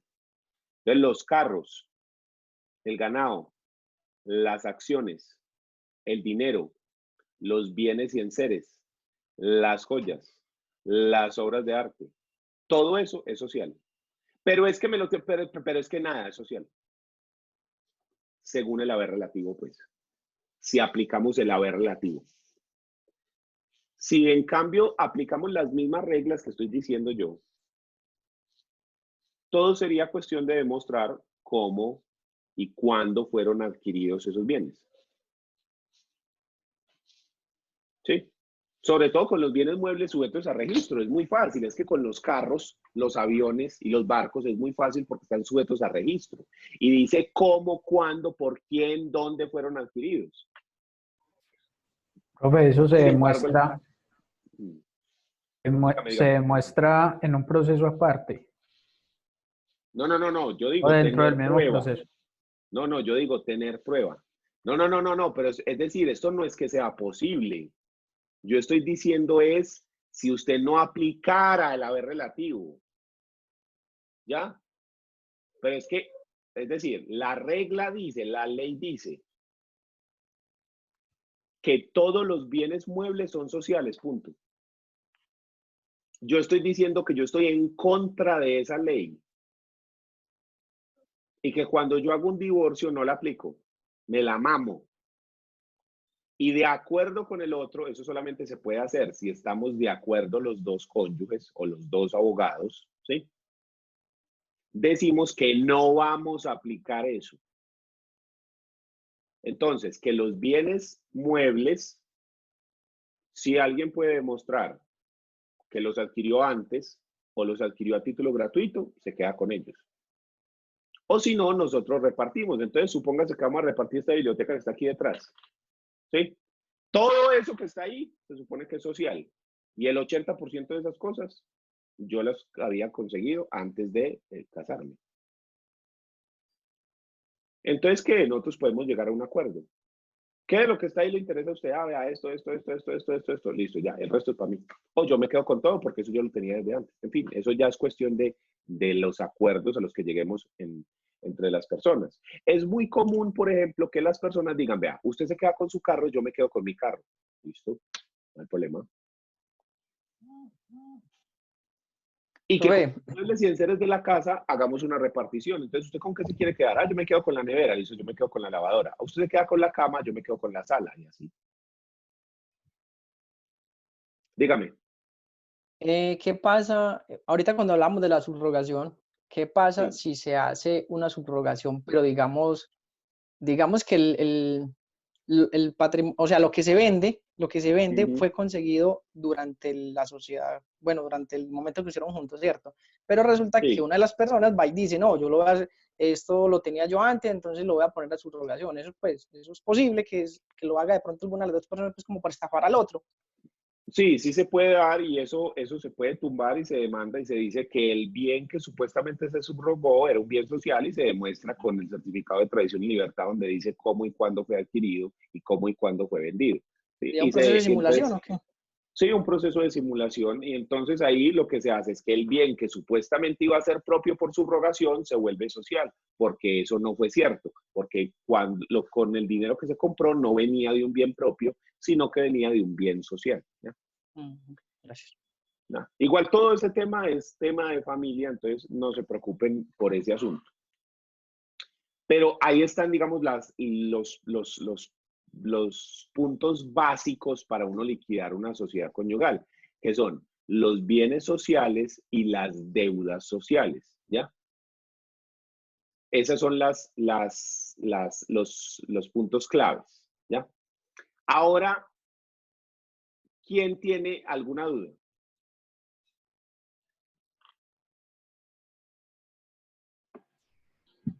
Profe, pero devolviéndome un poquito, en lo de cesación de efectos civiles, aplica las mismas causales de divorcio de lo que sería en el matrimonio civil. Y si Es aplicaría ahí exactamente la lo mismo. condena de alimentos y esas cosas. Es exactamente lo mismo, solo que el nombre es diferente. Es exactamente la misma cosa, totalmente idéntico, solo que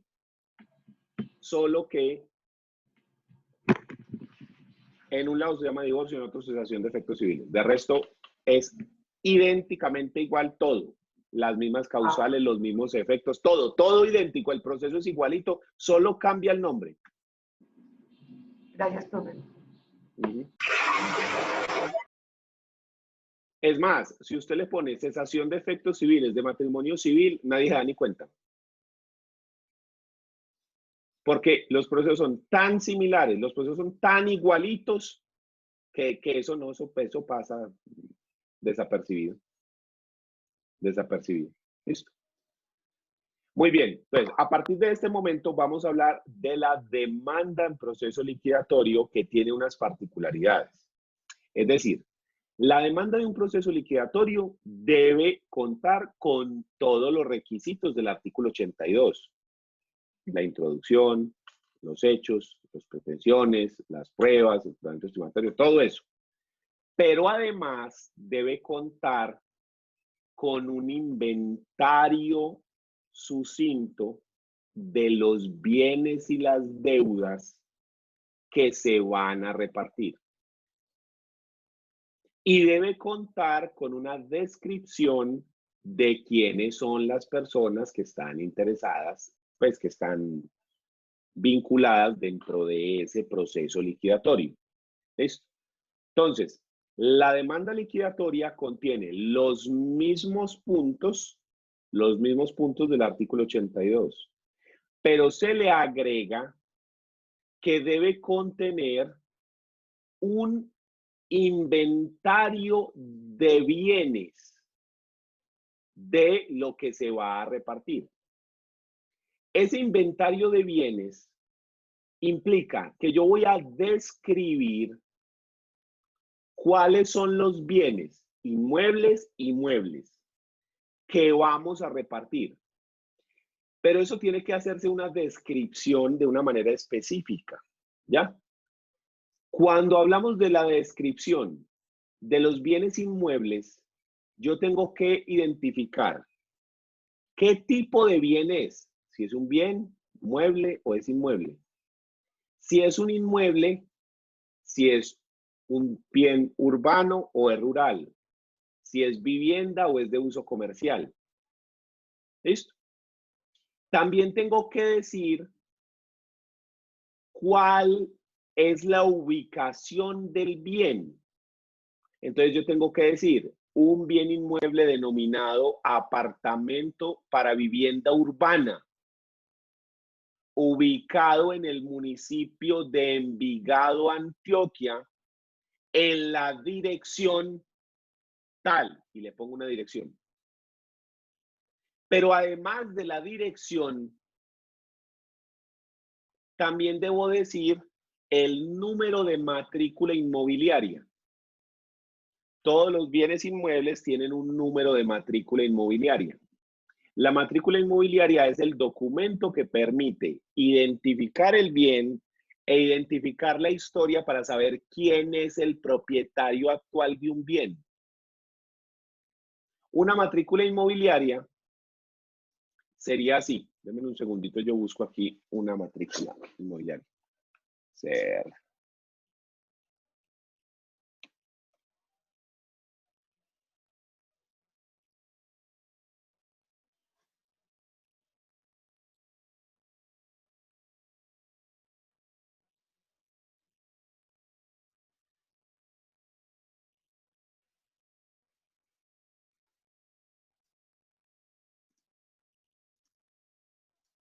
Véalo acá. Esta es una matrícula inmobiliaria. Este número que está acá arriba es el número que le digo que usted tiene que mencionar dentro del inventario. Entonces usted tiene que decir un bien inmueble denominado, mírelo acá abajo que aquí dice cómo se llama, vea. Mírelo acá. Lote de terreno situado en el municipio de Envigado, en la manzana número 7 del barrio La Magnolia, distinguido con el número 14 de la misma manzana, con número de matrícula inmobiliaria tal, dale acá, arriba. Y además se deben indicar los linderos del bien. Mírenlos acá abajo. Y qué linda. por el frente o nordeste en 10 varas. Esto es una medida de longitud muy antigua. Usted puede hacer este cambio a metros. Busque en Google varas a metros. Entonces usted pone 10 varas a metros y ya le dice cuánto es. 10 varas con la carretera A del barrio por el suroeste en 32.50 varas con el lote número 15 de la misma manzana, propiedad de Ramón Antonio Hoyos. Por atrás o sureste en 10 varas con el lote número 5 de la manzana de propiedad de Iván Arango Restrepo, y por el nordeste en 32.50 varas con el lote número 13 de propiedad de Óscar Emilio Ramírez Zuluaga de la misma manzana. Tiene casa, habitación, material y plancha. Estos los linderos, además de la matrícula, son necesarios para identificar sin ninguna duda cuál es el tipo de bien, ¿sí? Individualizarlo. Entonces, cuando hablemos de bienes inmuebles, se debe hablar siempre de la denominación del bien, la ubicación del bien con la dirección, el número de matrícula inmobiliaria y los linderos del bien.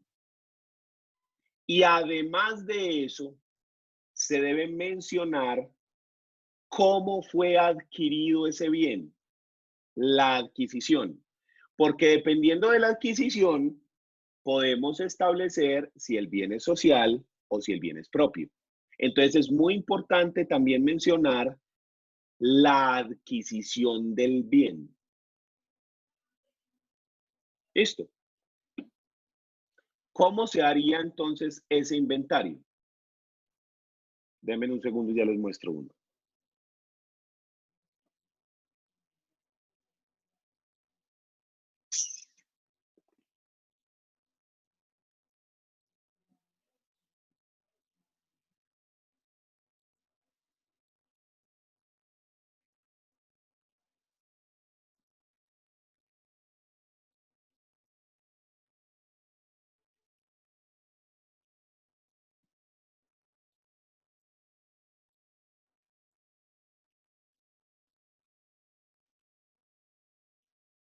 Mírenlo acá.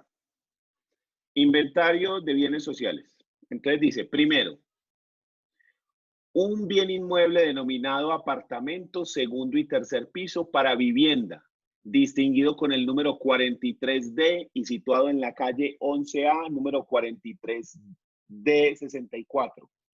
Situado en la ciudad de Medellín, con un área aproximada de 193.51 metros. Identificado con matrícula inmobiliaria número 001375215 de la Oficina de Registro de Instrumentos Públicos de Medellín, zona sur. Y que linda por el frente o sur con la calle 11 en 8 metros, por el occidente en 26 metros con el lote número 63, con propiedad que era o es de Margarita Restrepo Saldarriaga y Esther Paulina Tamayo. Por el oriente en 26 metros con el lote número 65, que era o es de propiedad de la sociedad vendedora. Y por el norte en 8 metros con propiedad que era o es de Hernando Saldarriaga y otros. Por debajo, o también lo llamamos a veces nadir, que es el suelo, o cenit, que es el cielo, el techo. Por debajo, con el apartamento primer piso, número 43D60. Y por encima, o el cenit, con el tercer piso y el techo o cubierta del edificio. Adquisición.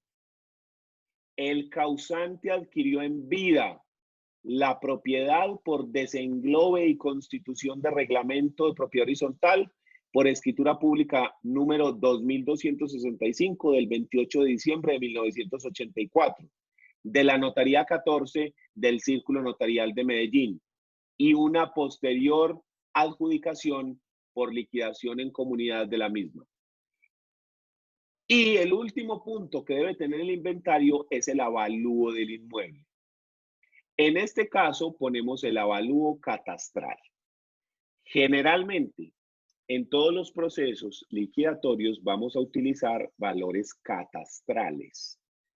En Colombia, los bienes inmuebles tienen dos valores, el valor comercial y el valor catastral. Generalmente, en casi todos los municipios, el valor catastral tiende a ser más bajo que el valor comercial. Entonces, siempre vamos a utilizar los valores catastrales. ¿Por qué? Porque eso hace que se reduzcan los gastos que tiene que asumir la persona a la hora de hacer el proceso. ¿Listo? Por esa razón utilizamos los ALUs catastrales. Pero usted cobra sus honorarios con base en valores comerciales. ¿Listo? Y los acuerdos a los que lleguemos entre los cónyuges o entre los herederos o entre los socios de la sociedad comercial se hace con valores comerciales. Pero al juzgado todo se va a presentar, al juzgado y a la notaría, todo se va a presentar con valores catastrales para reducir un poco la carga tributaria que tienen que asumir las personas. Eso no es ilegal. La ley permite el uso del valor catastral. ¿Sí? O sea, no es que yo le esté enseñando algo ilegal, estoy diciendo que la ley permite ese uso.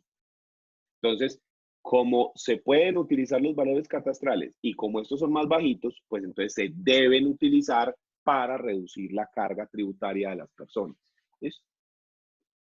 Entonces, así como les muestro, es como se debe hacer el inventario de los bienes. Para decir que el bien es social o es propio, como arriba les mostré que aquí decía que este es un bien social, ¿ya? Yo tuve que haber aplicado las reglitas que vimos en las diapositivas, ¿sí? De qué es un bien social y qué es un bien propio.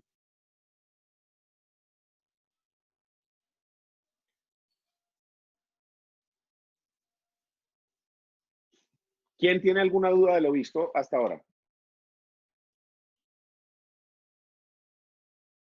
Profe, yo, Dígame. pero pues no sé.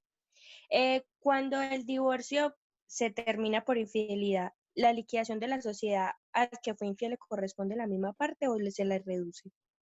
Ojo con esto. Los gananciales en Colombia, que es el derecho que le corresponde a cada uno de los cónyuges, no se pierden por nada, ni siquiera por matar a... Se va la persona, se va para Bellavista y allá hay que ir a consignarle los honorarios, los gananciales. No se pierden los gananciales por ninguna circunstancia, nada. Nada hace que se pierdan los gananciales. Ni la infidelidad, ni que tenía 3 o 4, ni siquiera matar al cónyuge. Así está regulado en el Código Civil. Entonces, no se pierden por nada. El único evento en el cual uno puede hablar de que la persona pierde gananciales es si la persona oculta bienes o los sustrae de la sociedad para defraudar al otro.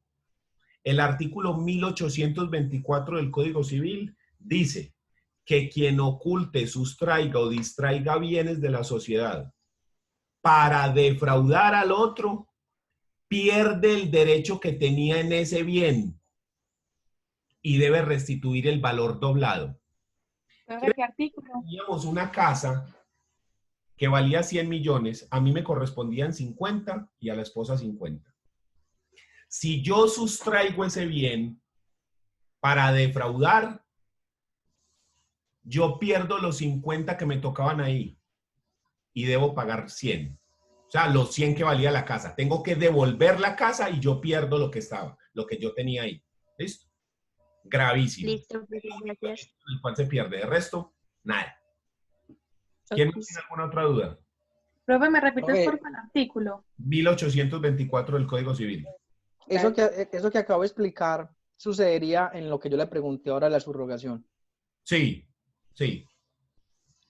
Porque yo estoy haciéndome loco ahí diciendo que eso era propio para luego entonces claro, estoy distrayendo o sustrayendo bienes.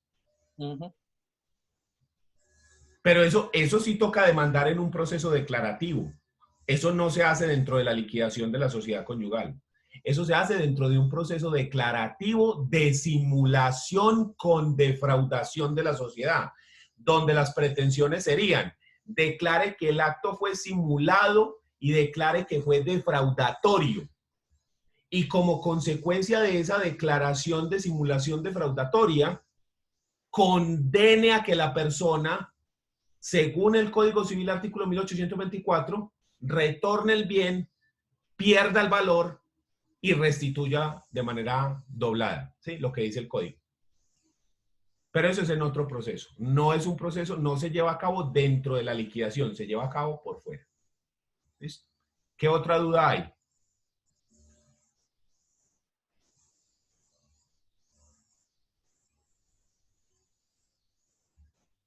Entonces dejemos ahí. La próxima semana, el próximo viernes, tenemos el examen en IU Interactiva. Ingresan a IU Interactiva y presentan el examen. Listo. Y la semana de más arriba resolvemos dudas y terminamos el tema del proceso liquidatorio. ¿Listo? Profe, ¿qué pasa? Bueno, yo estaba esperando era el examen que le íbamos a hacer hoy. No sé si le entendí mal la clase pasada. Sí, es que lo íbamos a hacer hoy, pero me faltaba concluir el tema del declarativo, entonces lo corrí por eso. Pero la próxima clase sí lo hacemos, ¿listo? Ok, listo. Bueno, gracias. chao. que estén Profe, ¿y el bien. examen va a ser a las 8 en punto o todo el día como siempre? A las 8 en punto, ¿O solo hasta media las hora? 8:30. Ah, listo, gracias. Para entrar al examen. Una vez que entre, 1 hora. ¿Listo? Profe, ¿qué pasó con el tiempo que lo corriste? Nos Tiempo de estaban exámenes. jodiendo en la universidad que lo diéramos en las horas de clase porque había personas que estaban quejando que les ponían el examen a horas diferentes y que ellos tenían que trabajar y tenían otras materias y otros cuantos nos dijeron: las clases se dan en el horario de clase y los exámenes se dan en el horario de clase. Punto. Entonces, ese fue el problema. Gracias, profe. Pero en cuanto al tiempo, profe, porque usted generalmente nos daba pues, como 1 hora, yo creo, 1 hora y media, algo Sí, así. el Y el tiempo último, sigue, el tiempo sigue igual, Hernán. pero Es el último decir, fue 40 minutos, me pareció. Sí, claro. cuando usted entra al examen, tiene el tiempo, el 60 minutos o el tiempo así, pero solamente tiene media hora para entrar al examen. ¿Listo? Okay. Bueno, nos vemos. Chao. Gracias, profe.